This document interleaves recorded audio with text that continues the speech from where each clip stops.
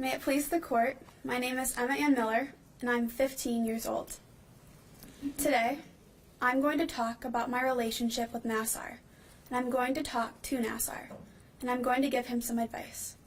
I'm also here to talk to you, the court, and I'm going to give this court some advice. And I also want to talk to MSU to give them a forewarning.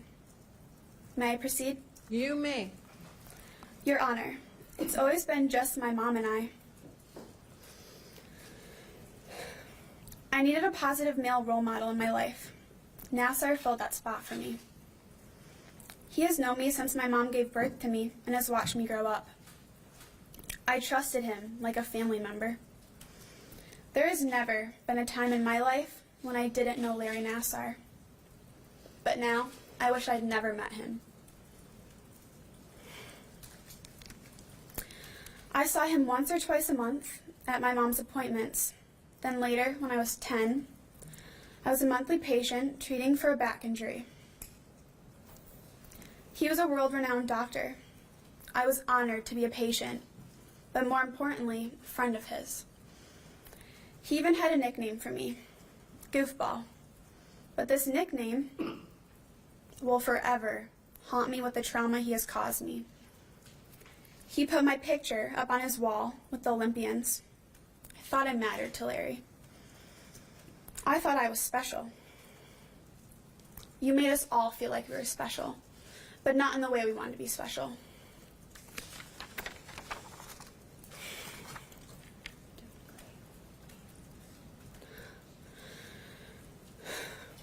I, too, was sexually assaulted by Larry Nassar, multiple times, at multiple appointments. My last treatment was in August 2016. A week later, he was let go by MSU. I'm possibly the last child he will ever assault. MSU Sports Medicine charged me for those appointments. My mom is still getting billed for appointments where I was sexually assaulted. May I address the defendant? You may. I have never wanted to hate someone in my life, but my hate towards you was uncontrollable. Larry Nassar, I hate you. I will work on forgiving you, as I know that is what God wants. But at this moment, I will leave forgiveness up to him.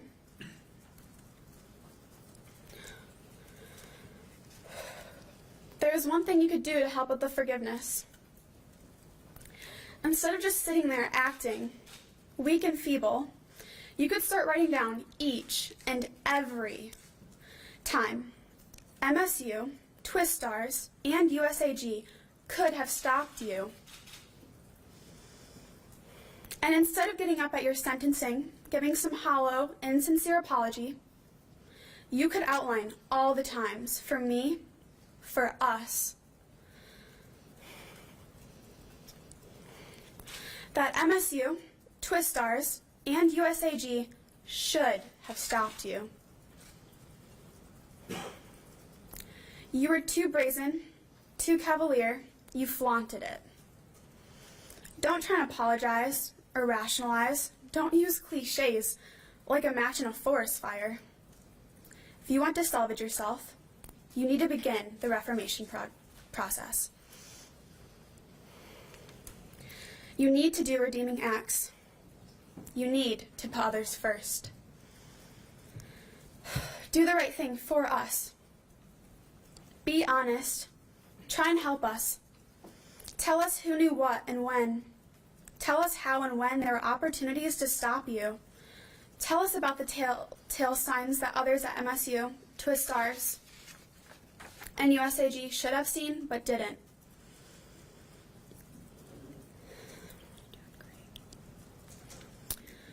And one of your last public acts, actually help someone.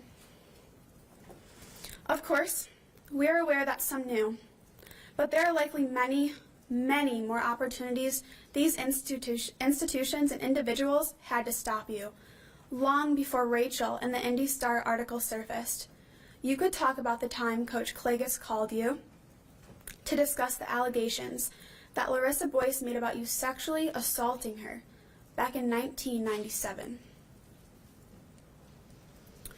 Or the conversations that you had with Stemple. See, I am familiar with what Mark Twain said about rumors, that a rumor travels halfway around the world. If you aren't familiar with Twain, trust me, you'll have a time to look it up. So don't tell us that you never got that phone call from Clagus. Someone like Larissa Boyce doesn't make an assertion like she did against a doctor like you, to your friend Clagus, of sexual assault, and it just sits there. We know you two spoke about it. We know you had a phone call. Please, Larry, help my sisters. This would be a redeeming act. Please don't waste your elocution on your grief, your regret, or any other emotion. Don't tell us how you and God have made amends or how you are different.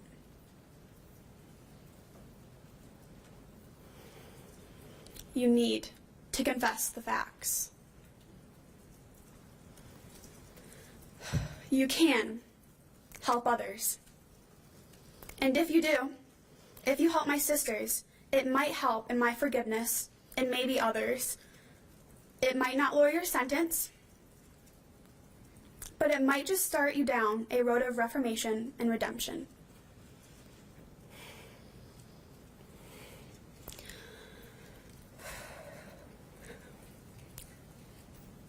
Just remember, Larry, it's never too late to do the right thing.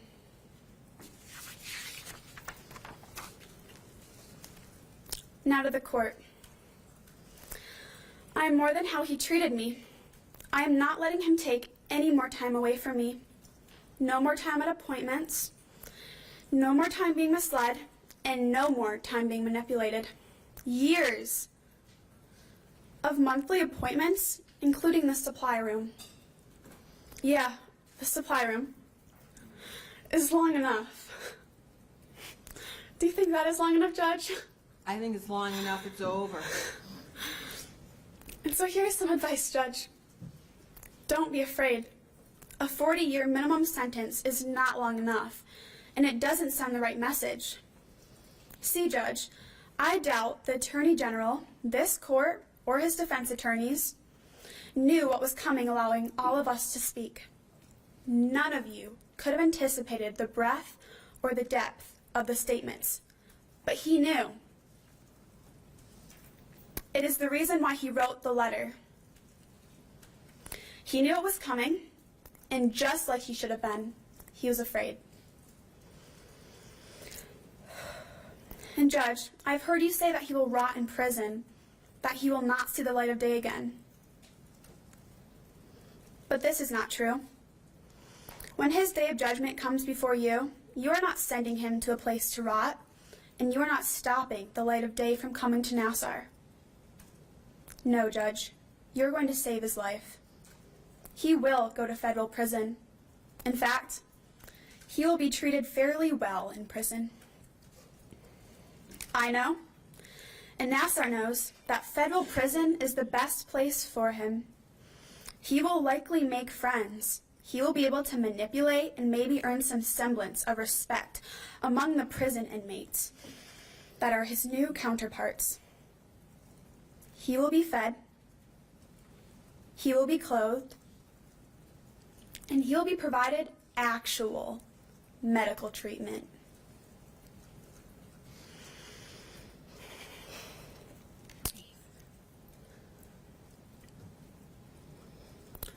But don't get too excited, Larry. You will probably never talk to a woman again. Except for one holding a gun, a taser, and a billy club. Which is a good thing.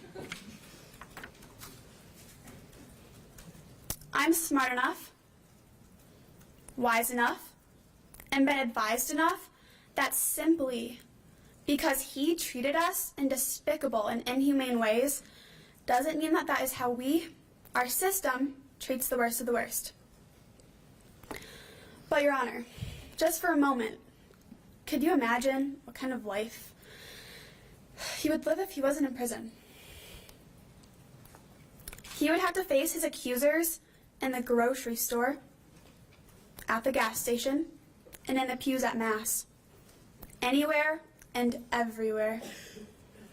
My sisters would be there just like they are today, yesterday, and tomorrow, and every tomorrow until the end of his days. And it would include all women and men, anywhere and everywhere. It would be the type of punishment that is outlawed by our Constitution. It would be cruel and unusual because his life and his health are not who we are. Just because he failed to treat us with process and procedure. Just because he treated us like an object doesn't mean that we are reduced to him. Nassar has done something few people can do in their lifetime, like how Kleenex is actually a corporate brand that many use in everyday vocabulary to describe a tissue. He has forever identified his name with child sexual abuse. His legacy as a medical god has been poisoned by his sickening desire to molest children, long after the Olympic gymnast doctor fades into a trivia fact known only by us or a Jeopardy contestant. The word Nassar will permanently be associated with child sexual abuse. Kind of like Jack the Ripper, Son of Sam, or Lee Harvey Oswald. You get the picture. But this, for me, is not about Nassar. Well, maybe a little bit. His sentence will, for me, say more about you. I know you are a mother, and we have heard from a number of mothers. I know you are a lawyer, and we have heard from a number of lawyers. Like you, strong, successful lawyers. You have served our country in the noblest of ways in the military. Some of us are, or have, served in the military. You have overcome. And all of us, yes, all of us have overcome. I suspect that you too could post "me too," and all of us could post "me too."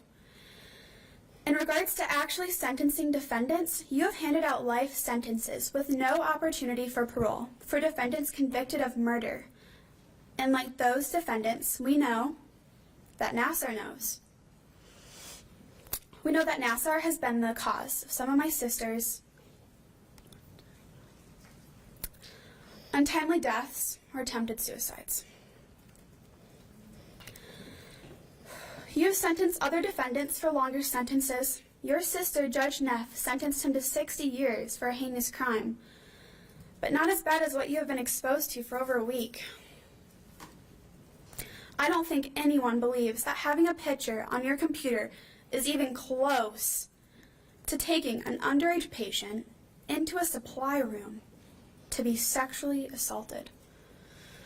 Does anyone really think that? So, Judge, you may be able to guess what I'm going to say, but say it I will. No one is better suited to sentence this defendant in this case right here, right now, in this moment. Maybe, just maybe, God works in mysterious ways that your whole life has been leading up to this moment. But I suspect that you've had many moments like this in their own unique way. So here's the deal. I know that if you exceed the plea agreement, Nassar has the right to withdraw his plea. And then he would have to make a decision. Either go to trial or accept the sentence. Make him have to make that decision. That might be the only real punishment that Nassar faces in this case, besides having to sit through my sister's compelling, tearful, and beautiful statements. Statements that are all gold medal winners, by the way. We know that he doesn't want to face us. He told you so in his letter. I'm not afraid of him. My sister's survivors are not afraid of him. Please, don't be afraid to do the right thing and send the right message. I said it before, and I'll say it again. 40 years is not enough. Any message that you send at this point will be heard around the world.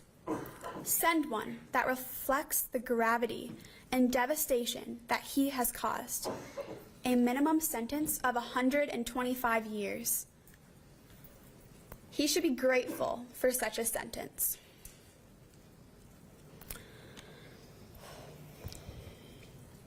Now to MSU. Are you listening, MSU? I can't hear you. Are you listening? My name is Emma Ann Miller, and I'm 15 years old, and I'm not afraid of you, nor will I ever be. At 15, I shouldn't know the inside of a courtroom, but I'm going to become real comfortable in one. So should you.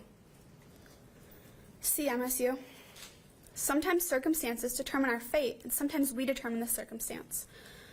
I, like all of those that have spoken or will speak, didn't choose this circumstance to have the right to be standing in front of this podium today.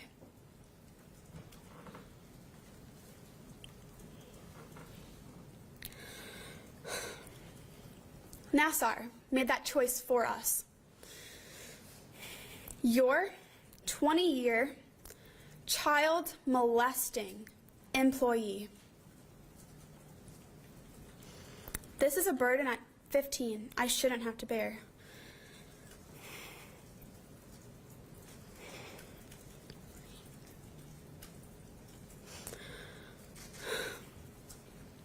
But believe me, MSU, bear I will.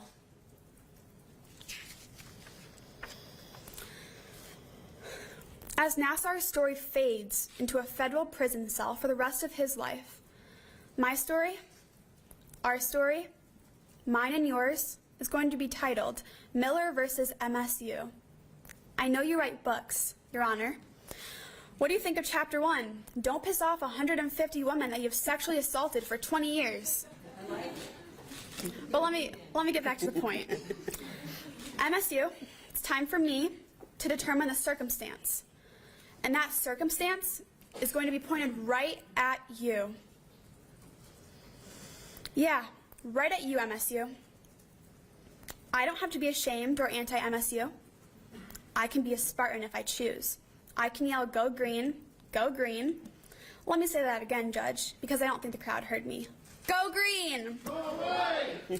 I can root for Miles Bridges if I want, and still hold you, MSU, accountable. And I will. You are no more powerful than Nassar.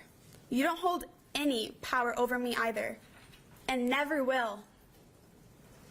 And not just MSU, but all the individuals who could have stopped this. Every single one of them.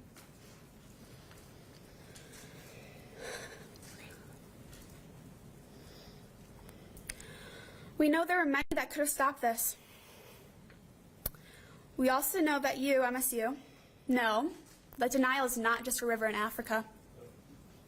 I've heard your denials, but I will not rest until I hear more, until every single fact and stone is uncovered.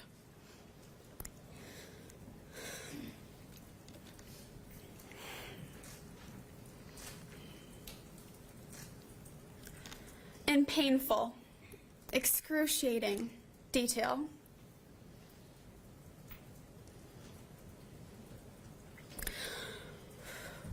You're going to want to squeeze your eyes shut, like some of my sisters did, and grab onto something tight, like some of my sisters did.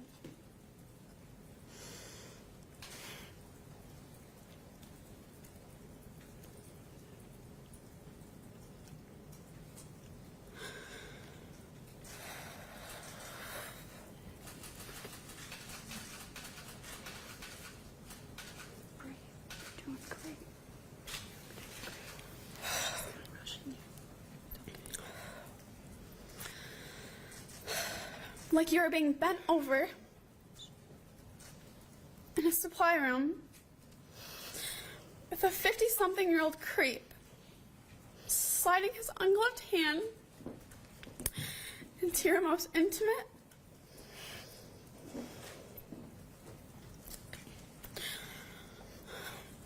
Sacred? Private.